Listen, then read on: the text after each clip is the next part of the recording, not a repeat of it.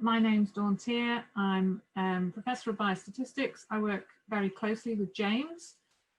We both co-lead the Biostatistics Research Group. And I'm going to talk to you for the next few minutes about pilot and feasibility studies. This is an area that I've worked on quite a lot, and it's possibly an undervalued area, critical area of research that we all need to be aware of. So let's, okay. So I'm going to give you a gentle introduction on what pilot and feasibility studies are, when they're appropriate or necessary, how you go about designing them, and I'm trying to finish with some recent examples that just show you the sort of questions that can be asked, and I've tried to make them relevant for the field of cancer. So you may already be aware of pilot and feasibility studies. They're typically small studies, and they're sort of by definition, they're telling you about something that's coming next. So there's some sort of work or evidence that needs to be generated before a larger trial can take place. And James has outlined you the process of the phase 1 to 3 trials, and these are commonly found at that phase 2-3 boundary. So they're basically work that needs to get done before you can go ahead and do that phase 3 trial. And essentially, they're focused on addressing areas of uncertainty to provide evidence that the phase 3 trial, which, as James has said, can be very expensive, is really going to be a feasible investment. So we have these terms, pilot and feasibility study, which are sort of often used interchangeably and often used slightly differently by slightly different funders, but broadly speaking, a feasibility study is a broader type of study. It's looking at broader questions, including how a study could be done and whether it's feasible. A pilot study tells you that there's some, you've made some decisions already, you've got a specific design in mind, and you want to run that in a small version to see if this is working well enough to go to a full trial. And so one way to think of it is that a pilot study is a sort of a special case of a feasibility study. It's a smaller, it's a more distinct classification, but not all feasibility studies are pilot study, because some of the feasibility studies may be asking really broader questions about design. So although the framework for drug development has been established for a long time in the phase 1, 2 and 3 phases, this has become a much more common form of research when looking at more general interventions, and particularly when developing complex interventions, where the intervention may be consisting of a number of components. So the MRC and MIHR guidance, which is due to be refreshed quite soon, really strongly emphasizes the importance of pilot and feasibility work, which is really essential before any full evaluation is appropriate, because you can't really evaluate something unless you've really defined what the intervention is. So assessing feasibility in specific studies planned ahead of a very, with a specific full trial in mind, really increases methodological rigor and higher quality research as a result.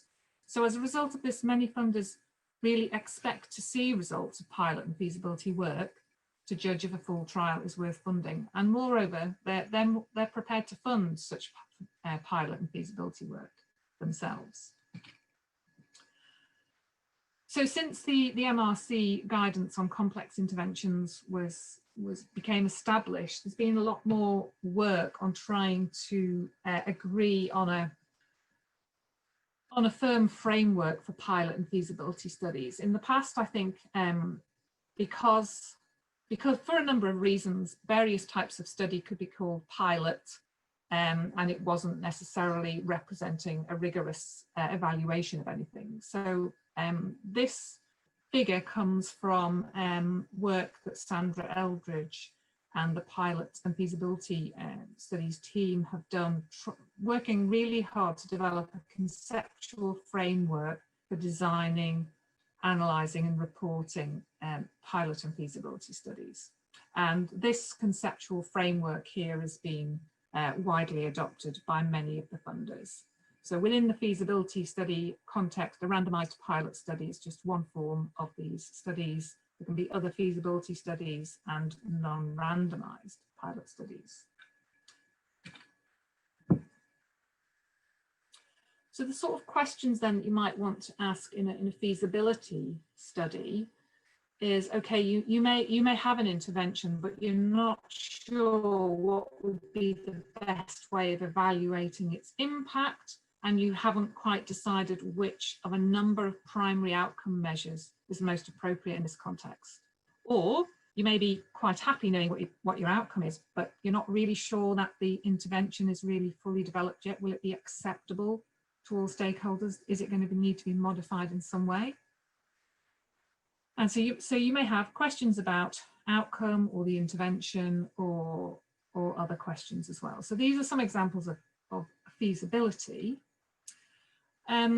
These are also sort of feasibility questions, but these ones could be more readily answered possibly in a pilot trial where you've already maybe decided what outcome measures you're interested in and what the intervention looks like. So you might maybe want to be confident that patients will actually be willing, or clinicians will be willing, to consent and randomise patients to at least the two arms. You might also want to be confident that participants will be able to complete all of the measurements that you've planned. Maybe you're actually being a bit over-ambitious and this might be a bit difficult to complete all of these assessments. You want to know something about the recruitment rate, so that how many sites might you need to include in your trial to complete in a reasonable time frame. So the design considerations for these studies actually can be very broad ranging, because they're really trying to answer questions about uncertainty that need addressing before you can go to that phase 3 trial. So even though sometimes people might think, well, these are small studies with quite simple methods being used, you actually need to think very carefully, what will the phase 3 trial look like, what we think it's going to look like, and what is that uncertainty that we need to address before then. So you do actually need to involve quite a lot of methodologists in those discussions to help you decide what are the key areas of uncertainty that need addressing, what evidence are you going to need to convince a funder that that phase 3 trial is worthwhile, and what sample size is required for your pilot or feasibility study. Are you convinced already of the design? Could you just go straight to pilot? Do you need to randomize? There's various questions that you need to nail as you're designing your pilot or feasibility study. So there are a lot of considerations for the sample size considerations for these studies, and I'm a statistician, so I tend to focus on the statistical aspects. And actually, in the past, pilot and feasibility studies had tended to be quite small, because people felt it wasn't maybe appropriate to have very large external studies that weren't going to give you evidence about the effectiveness of an evaluation. And there was quite a lot of confusing guidance out there about what size pilot studies needed to be, and especially because power calculations are usually not appropriate. So as James has gone through a typical sample size calculation, where you're trying to have a sort of 80 or 90% guarantee of being able to detect this important difference, this sort of argument isn't really appropriate for sample size and pilot studies. In fact, the sample size arguments, if you're unsure about some key design parameters, so some of those feasibility questions, you do actually need quite a large sample size to find out what are the characteristics of your primary outcome measure, or what's your likely attrition rate or recruitment rate, and even the willingness to be randomized. So if some of your uncertainty is about questions about really what is the distribution likely to be of the primary outcome measure in this population of interest with this intervention, then we call these our key trial design parameters. And this is the sort of information that James will need for his sample size calculation when he's helping you design that phase 3 trial. So we really want to have the best quality information going into that calculation, otherwise we won't have a good quality phase 3 trial. So if there are estimation aspects required of your feasibility work, there's quite clear guidance about that. If you're wanting to do some qualitative work, then there is different types of experts to ask for sample sizes required in those for those aims, and that will also guide you as to whether you need to have a control arm, or if it's an intervention development, you may not need to have a control arm in your feasibility work. So coming back to the sample size that you need to estimate key design parameters, because of the sort of lack of consensus that there was in the field, as a consequence of the work that Eldridge and her team were doing trying to develop a good framework, quite a lot of people started to try to nail down what were appropriate sample sizes for pilot trials effectively. And so work that we did showed that what was typically a rule of thumb where you just needed 12 in each group was really not fit for purpose, and you needed to have much larger pilot trials to estimate key design parameters. So you need to have at least 70 measured participants if you had a continuous outcome. Further work that followed on from that did say, well, it was obviously, if you think you're going to have a very large effect size in your definitive trial, and you might not need more than, say, 100 people in that definitive trial, and it doesn't really make sense to have a pilot trial of 70. So you can get away with a slightly smaller sample size if you know something about your likely effect size. So there are more firm guidance out there now about what size the pilot trials should be. But I think that realization that you may need to have rather larger pilot trials to estimate design parameters actually meant that more trials started to have an internal pilot rather than an external pilot. So the benefit of having an external pilot or feasibility study is that you're a bit more freer with what you can look at. You can do some qualitative research, can still think more about what actual design you're going to go for. Whereas for an internal pilot study, if you really want to get some really precise estimates for your key design parameters, and you need large numbers, then it's much more sensible to put that within as a first stage of your phase 3 trial. So there's extensive literature on sample size guidance now for internal pilot trials, pretty much depending on what it is you want to have a sort of a stop-go criteria for, but you can include testing for futility and re-estimation of sample size. There's also been a lot more clearer guidance recently on how to analyse and report pilot and feasibility studies. It's really important that these studies are reported in the manner appropriate to their original design, and typically that's going to mean they need to be reported in a descriptive manner. It's also appropriate for confidence intervals to be reported, but really, hypothesis testing is generally not appropriate if that wasn't part of the plan of the original design. And there's now a consort extension for randomised pilot and feasibility studies, which has also come out of the work from Sandra Eldridge's group.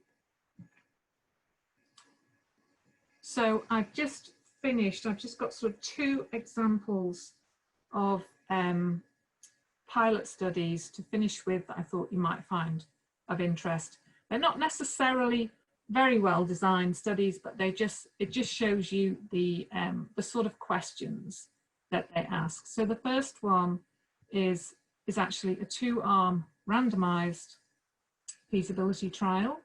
And interestingly, in this context, they've called it a phase 2B pilot, even though the intervention is individual psychotherapy for patients with advanced cancer. And so the aim of this study was to test the trial methodology and assess if it was feasible to do this confirmatory trial. So they did have parallel RCT with an intervention in the usual care arm. And here they state clearly in their design that they're interested in looking at rates of consent, randomization, attrition, intervention non-compliance, and usual care contamination. And they've already stated what their primary outcome is, which is the PHQ-9. So in this case, they recruited 60 adult patients from this hospital in Toronto, and they report the various rates that they were interested in. They've also reported a confidence interval for the potential treatment effect, which is quite a wide, credible interval in this case. And their lessons from this was that for the phase 3 trial, they needed to pay greater attention to issues of compliance and contamination. And the reference is there below if you want to look further at that. And then the second example was an example of a single arm trial of an intervention which was the supportive care of a liver nurse specialist. And this was a mixed method evaluation where they were actually interested in looking to refine the intervention and check that it was really robust.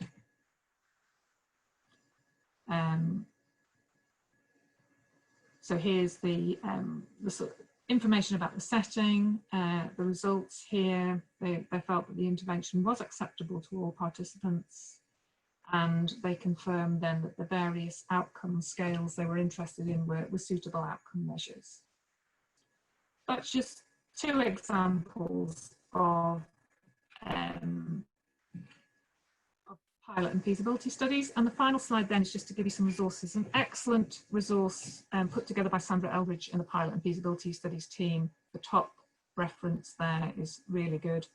Lots and lots of tips on how to design and analyse the studies, and lots of reference and resources. There's also the updated MRC and IHR guidance for complex interventions, and a whole journal developed to pilot and feasibility work.